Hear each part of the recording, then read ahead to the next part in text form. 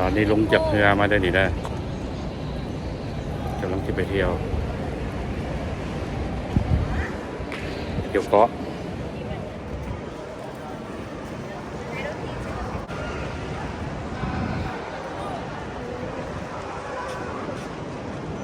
อ๋อจะมีแต่ลำบางใหญ่สองลำมีแต่ลำบางใหญ่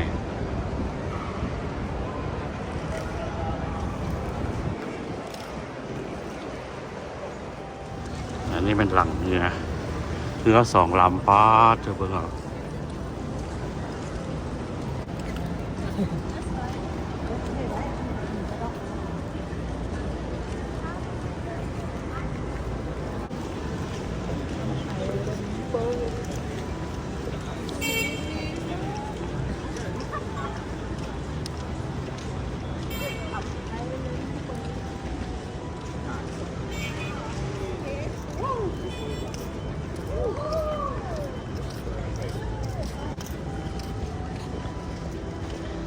โกโก้เค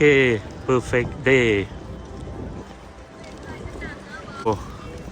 ว้าวเรือสองลำโอเคแหละบ่ฮอนอัพ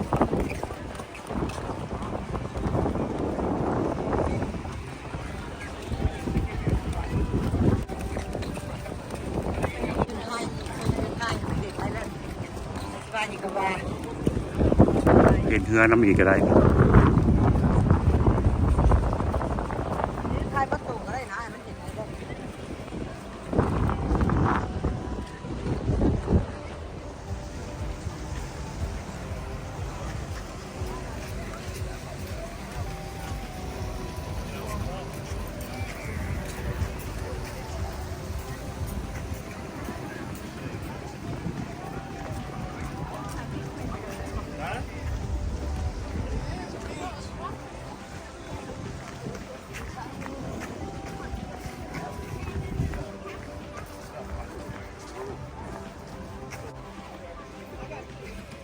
Steven, you can handle it.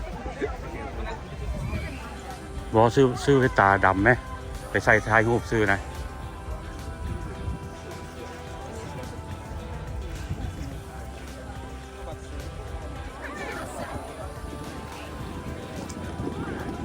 It's a perfect day at Coco Cay.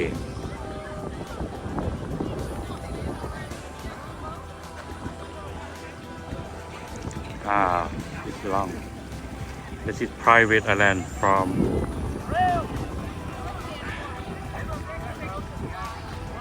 private island ของ Royal Caribbean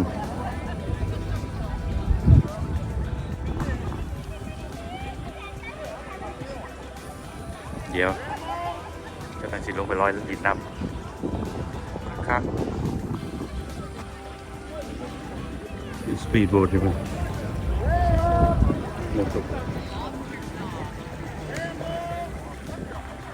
แล้วปิดมาตรงนี้มันสวยงาม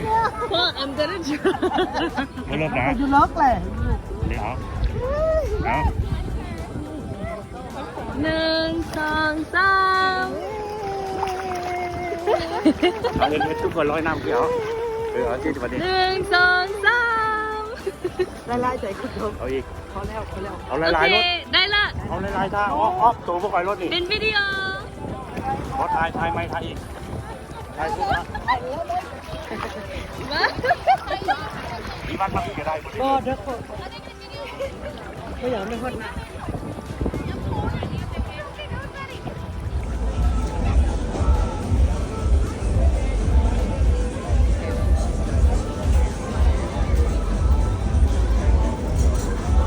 อันนี้บอลมากินข้าวมันมีหลายบอลอันนี้นึ่งได้หลายบอลครับ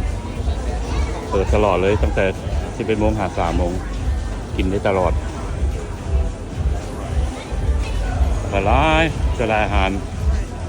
ทำให้แก่นมันแหละ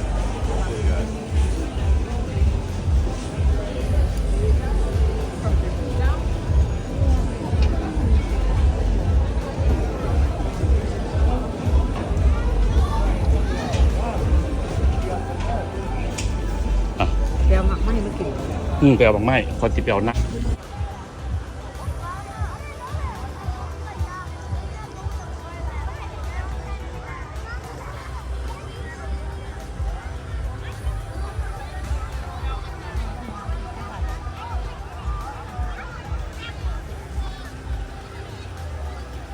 มีเงาจอดคุณโอ้เงินลำนั้นเปิดไฟแล้วเรียนที่ไปแล้วปะปลาตัวเปิดจ้างเงินลำนั้นเขาที่ขึ้นเงินหนีไฟพลาด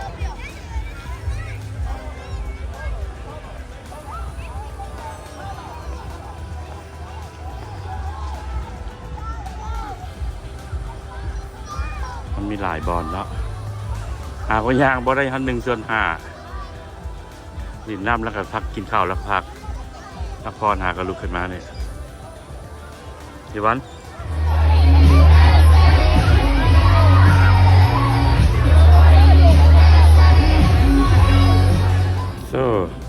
วันนี้ไปอาบน้ำอยู่ดอนมาละ Perfect day at Coco K ไปอาบน้ำอยู่ดอนมาละ Coco K Perfect day at Coco K เนาะอันนี้ถ่ายบึงลิฟต์มันจะมีสองด้านเลยทั้งหัวทั้งกลางได้เนาะเนี่ยมันจะแบบใดสั้นใดมีอย่างใด15สั้น1 boarding area สั้น2 state room 3 4 5 6 7 8 9 10 11 12 13 15เนาะโอเคคนนี่คันบอลนำนี่แต่ว่าหลงช่วงใหญ่ลายคน8,000 คน 10,000 คนพนักงาน 2,000 ตามข้อมูลที่ได้ครับอันนี้ก็ลิฟต์อีกฝากหนึ่งนี่งานจะเป็นอย่างนี้ชื่อว่า Freedom of the Sea อันนี้ออกมาทางนี้เหมาะสำหรับ Family มาเฮือลำนี้บนเน้นนักว่ามีแต่ผู้ใหญ่บนลินบนเที่ยวผู้ใหญ่เด็กน้อย Family คากหลายโอเค2632ที่เขาคลิปเดี๋ยวละโอเคเข้ามาเปิดไฟโอเคเปิดไฟแล้วเปิดไฟเข้ามาโอ้เป็นอะไรก่อนเดินห้องนอนเข้ามาก็มีตู้ใส่เครื่องแต่ว่าเครื่องเอามาห้อยเต็มหมดแล้วนี่มีตู้เซฟตู้อย่างโอ้อันนี้คนเต็มหมดมันเป็นระเบียบเนาะแล้วก็มาเบิ่งเหมาะที่สุดห้องในกาบินนี่ส่งผัวเมียเราลืมเปิดไฟห้องน้ำ not bad ได้นี่โอ้ห้องอาบน้ำก็มีเป็นชาวเวอร์แต่ละมือเขามาเปลี่ยนผ้าเช็ดตัวผ้าอาบน้ำแชมพูเขาให้ฟรีมัดมาเปลี่ยนมาคลีนห้องมาล้างห้องเปลี่ยนผ้าปูบอลผู้อย่างให้แต่ละมือ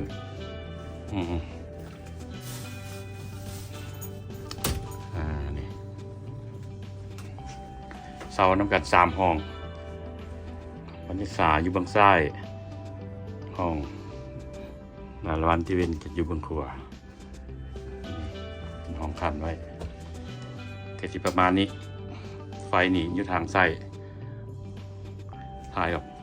ห้องนอนกับหัวเลี้ยวไปคีมทะเลเห็นนั่นตัวปลาโลมามันขึ้นเป็นบางเทือมันขึ้นมาเลยโดนฟินนะ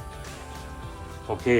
ไปดอนมาแล้วไปอาบน้ำมาแล้วยังบอกนั่นเวลายังมีสิขึ้นไปเวอร์พูลได้ป่ะดิไปแช่น้ำห้อนป่ะนี่ไปเวอร์พูลแล้วก็แรงๆมากินข้าวแล้วก็แผนการจะไปนั่งยูบาร์กินเหล้าฟังเพลงว่ากันต่อไปไปอาบน้ำต่อเนาะขึ้นไปเชิงเนาะโอเคsee you next time bye bye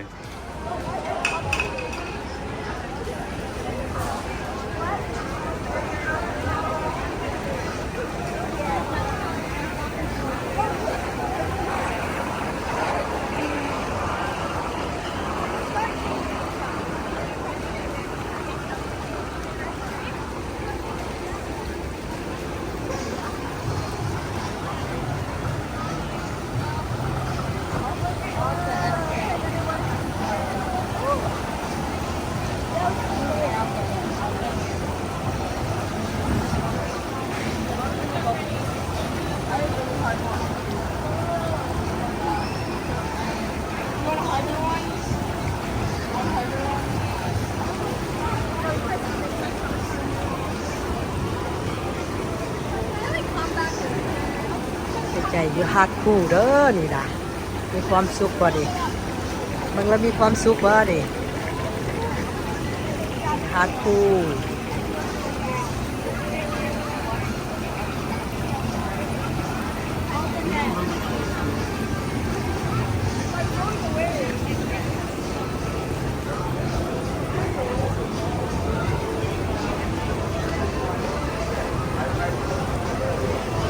จะได้ไปถ่ายพิกเจอร์นะ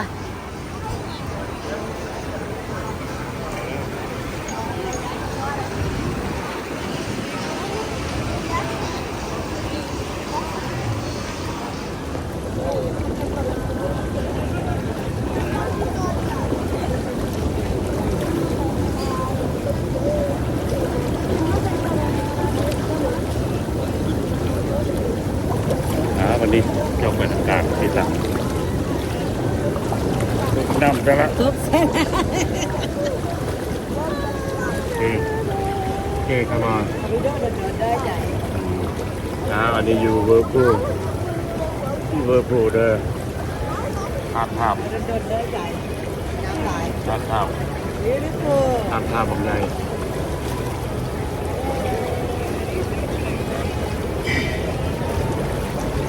แล้วหยิบอุ่นมีแห้งทำกับมันนวดให้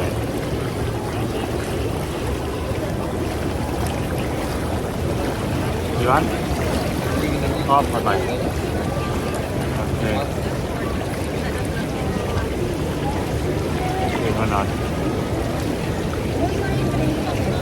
โอเคก็ไปแม็กค่ะ ไล่ใช่พูดวอร์ม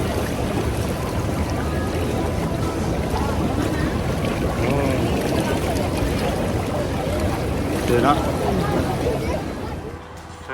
ลำหนึ่งออกไปละไปนัดสาวพาฮามาสลำนี้อีกจะหน่อยโมงกับสินำออกไปแล้วลำบักใหญ่เมื่อวานตอนมันออกไปวันหนึ่งเอง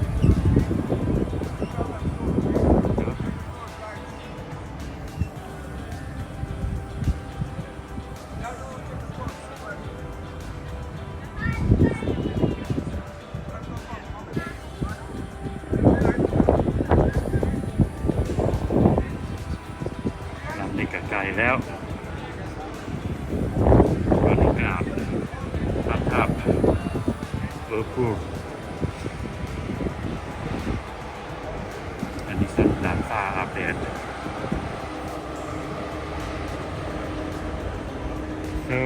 แต่เป็นคอยคำแรงในกับมันออกแล้วก็มันจะบินแล้วที่หลอกร้อยน้ำไปเบิดมือมันเลยเบิดคืนเศร้าไปปลาล้ออยู่อะไรบ้าง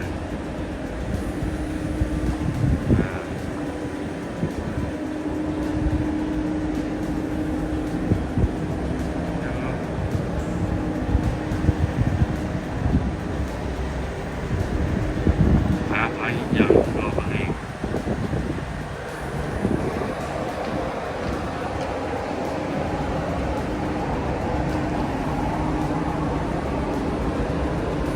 อันนี้กับบนอาบน้ำหลายสั้นอันนี้สั้นนั่นอีก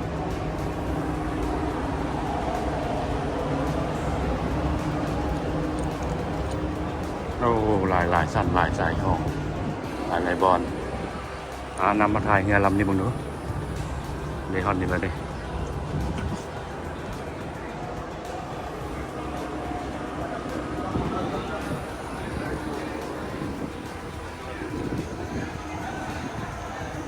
มุมนี้ถ่ายงามบ่เนี่ยซึมก็มาด้วยบ่เนี่ยนะบรรยายน้อยบรรยายเนาะน้ำอบลงไป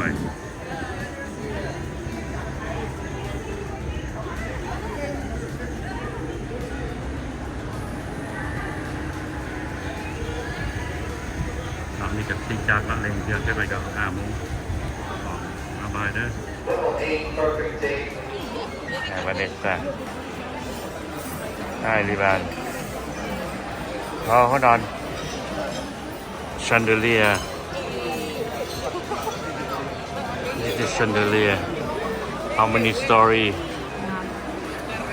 This is the dining room. Wow. Down here.